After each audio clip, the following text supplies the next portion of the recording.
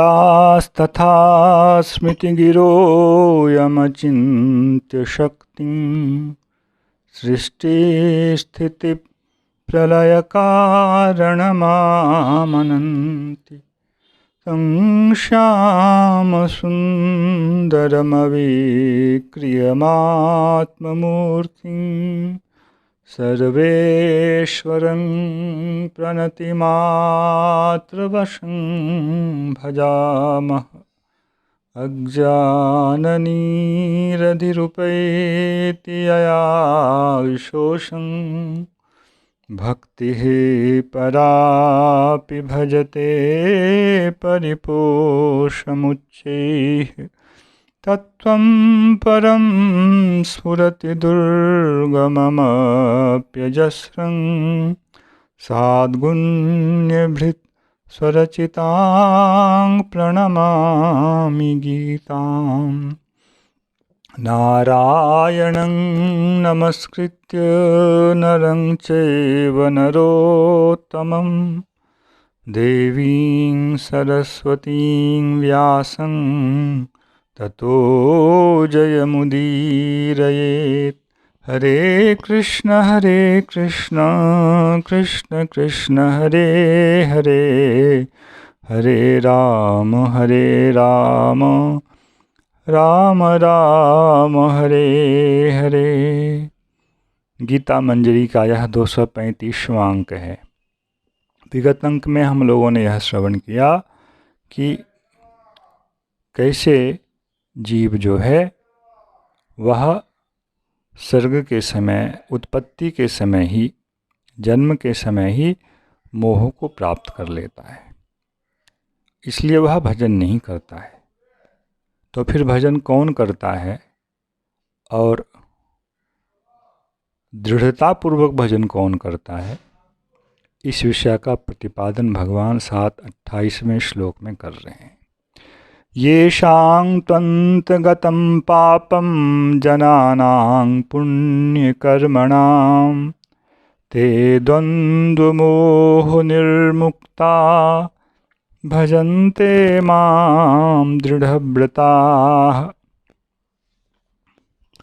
भजन करने वालों की 4 श्रेणी भगवान ने पीछे कही है। उसमें से वास्तव भजन करने वाला किसे कहा भगवान ने? जो भगवान को ही सर्वोत्तम गति मानकर भगवान से युक्त हो जाता है, उसी को भगवान ने ज्ञानी त्वात्मैव मे मतम कहा। और उसके पीछे उसका ज्ञान क्या है? वासुदेवः सर्वम।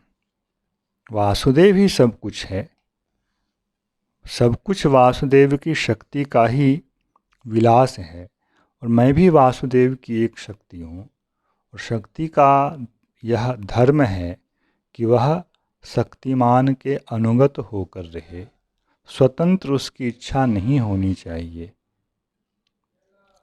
इस भाव में जब कोई प्रतिष्ठित हो जाता है तो वह योग युक्त हो जाता है। और यही भजन का बीज शरणागति, शरणागति का फल भगवान की भक्ति। इस तरह से समझना चाहिए। शरणागति का बीज वह ज्ञान, जिसे वह ज्ञान हो जाएगा, बौद्धिक ज्ञान भी जिसे हो जाएगा, वह भगवान की शरण ग्रहण कर लेगा, वह शक्तिमान की शरण में आ जाएगा। और जब वह उनकी शरण में आ जाएगा तो वह फिर उनके लिए जो अनुकूल क्रिया करेगा वही तो भक्ति है। बस इतनी सी बात है। जो ऐसा नहीं जानते हैं, जो इस ज्ञान को नहीं समझते हैं, वे क्या है? मुग्ध हैं। बौद्धिक रूप से भी जिसने इसे समझ लिया और उसे स्वीकार कर लिया, समझ करके भी बहुत लोग स्वीकार नहीं कर पाते, क्योंकि कामना इतनी प्रबल होती है, सांसारिक इच्छाएं इतनी प्रबल होती हैं। जान करके भी वे लोग इस रास्ते पर नहीं आ पाते हैं। इसलिए जानकर उसे स्वीकार कर लेना। जानेंगे कहाँ से? जब तक सत्संग की प्राप्ति नहीं होगी, महत संग की प्राप्ति नहीं होगी, साधु संग की प्राप्ति नहीं होगी, तब तक तो इस ज्ञान का उत्पन्न होना संभव नहीं है। इसी विषय को भगवान इस श्लोक में लक्ष्य कर रहे हैं। येषां त्वन्तगतं पापं जनानां पुण्यकर्मणां ते द्वन्द्वमोहनिर्मुक्ता भजन्ते मां दृढ़व्रताः। जिन लोगों का, येषां जनानां, कैसे लोग? पुण्य कर्मणाम, पवित्र है कर्म जिनका। इस पुण्य का मतलब होता है पवित्र। इसलिए पुण्य कर्मणाम का अर्थ है पवित्र है कर्म जिसका, जिनका।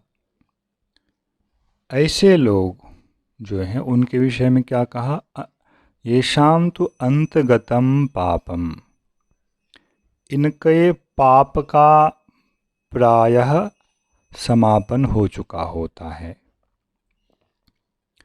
ते द्वंद्वमोह निर्मुक्ता भजन्ते माम दृढ़व्रताः। वे लोग ही द्वंद्व जनित मोह से निर्मुक्त होकर मेरा भजन करते हैं। कैसे हैं वे लोग? दृढ़व्रताः, उनका संकल्प अत्यंत दृढ़ होता है। श्लोक बहुत ही गंभीर अर्थ वाला है। सामान्य रूप से संसार में जिसे पुण्य कर्म कहा गया है, उस पुण्य कर्म का यहाँ अन्वय हो ही नहीं सकता है, क्योंकि यह ज्ञान का प्रसंग है। सामान्य रूप से संसार में पुण्य कर्म किसे कहा गया है? जिसके द्वारा हमें धर्म, अर्थ और काम की परंपरा प्राप्त होती रहती है। वैसा धर्म जिससे भोगों के साधन को प्राप्त करने का उपाय प्राप्त हो और फिर उसके द्वारा हमें भोग की और भोग के सामग्री की प्राप्ति हो। इस उद्देश्य से अधिकांश लोग धर्म का आचरण करते हैं। उस धर्म को पुण्य कहा जाता है, किंतु वह पुण्य कर्म जो है यहाँ श्लोक में अन्वित नहीं हो सकता है। इसलिए दूसरे प्रकार के पुण्य कर्म के विषय में सोचना पड़ेगा। अंततः यहाँ पुण्य कर्म की प्रारंभिक स्थिति जो है वह निष्कामता वाली है। अंततः, मैं भी सबके लिए नहीं कह रहा, यदि कोई पुण्य को सामान्य रूप से ग्रहण भी करे तो वह जो पुण्य कर्म है उसमें उसे निष्कामता होनी चाहिए। धर्म का पालन वह ना तो अर्थ के लिए कर रहा है ना काम के लिए कर रहा है। यह निष्कामता जब तक नहीं होगी तब तक उसे श्लोक के अनुसार पुण्य नहीं कहा जा सकता है। उसके भी ऊपर निष्काम हो करके जब वह भगवान के लिए किया जाएगा तब जो उसमें पवित्रता है उसे ही यहाँ लक्ष्य किया गया है। समझें, इच्छा द्वेष वाले को तो पिछले श्लोक में भगवान ने निंदनीय श्रेणी में रखा। इसलिए किसी भी कामना से किया जाने वाला पुण्य कर्म इस श्लोक का विषय नहीं हो सकता है। तो फिर निष्काम होकर बहुत लोग कुछ करते हैं, वह भी श्लोक का विषय नहीं है, क्योंकि वह भगवान की भक्ति का हेतु नहीं बन सकता है। भगवान की भक्ति का हेतु कौन सा कर्म बन सकता है? जो कर्म वैसा बन सकता है उसी का यहाँ पुण्य कर्म के द्वारा ग्रहण होगा। तो वह है भगवान के लिए ही कर्म करना। इस ज्ञान, जो जिस ज्ञान की चर्चा हो चुकी है उस ज्ञान में प्रतिष्ठित होकर भगवान के लिए ही कर्म करना, उनकी प्रीति के लिए कर्म करना, वह पुण्य कर्म है। किंतु यह कब होगा? यह तभी होगा जब उस व्यक्ति के जीवन में, इस जीवन में हो, पूर्व जीवन में हो, पूर्व से पूर्व जीवन में हो, किसी महत् पुरुष का संग प्राप्त हुआ हो और उस महत् पुरुष की कृपा उस पर हुई हो, वह उस पुण्य कर्म का प्रारंभ है। महत्पुरुषों का कटाक्ष, महत्पुरुषों की जीवों पर दयामयी दृष्टि, यह वह प्रथम पुण्य कर्म है जिसके जीवन में वह प्राप्त हो गया है। वह फिर आगे निष्काम होकर भगवान की भक्ति में लगेगा। और वैसे भक्ति मूलक, भक्ति उद्देश्य वाले, भक्ति ही मूल है, भक्ति ही उद्देश्य है, ऐसे कर्म को करते करते करते करते जब भक्ति के प्रतिबंधक पापों का प्रायः नाश हो जाता है। जिन लोगों ने माधुरी कादम्बिनी को पढ़ा होगा उनको थोड़ा इस विषय का ज्ञान होगा कि किस प्रकार से दुष्कृति उत अनर्थ, सुकृति उत अनर्थ, ये सब भक्ति के मार्ग के प्रतिबंधक हैं, ये बाधा देते हैं। सांसारिक जो दुष्कृति पाप कर्म है वे तो हैं ही बाधक, जो सांसारिक सुकृति है वे भी भक्ति में बाधक हैं, क्योंकि उनका जब फल आएगा तो हमारा अभिनिवेश भोग में हो जाएगा। इस प्रकार दोनों सुकृति दुष्कृति दोनों ही भजन के क्षेत्र में प्रतिबंधक हैं, और उसको यहाँ दोनों को ही पाप शब्द से ग्रहण, पाप का अर्थ यहाँ प्रतिबंधक लेना पड़ेगा, भक्ति का प्रतिबंधक। तो भक्ति करते करते ही भक्ति के प्रतिबंधकों का नाश होता है। दृढ़ व्रत होने का मतलब क्या है? दृढ़ है व्रत जिसका, संकल्प जिसका, अर्थात मन का अभिनिवेश संसार के भोगों में नहीं होता है।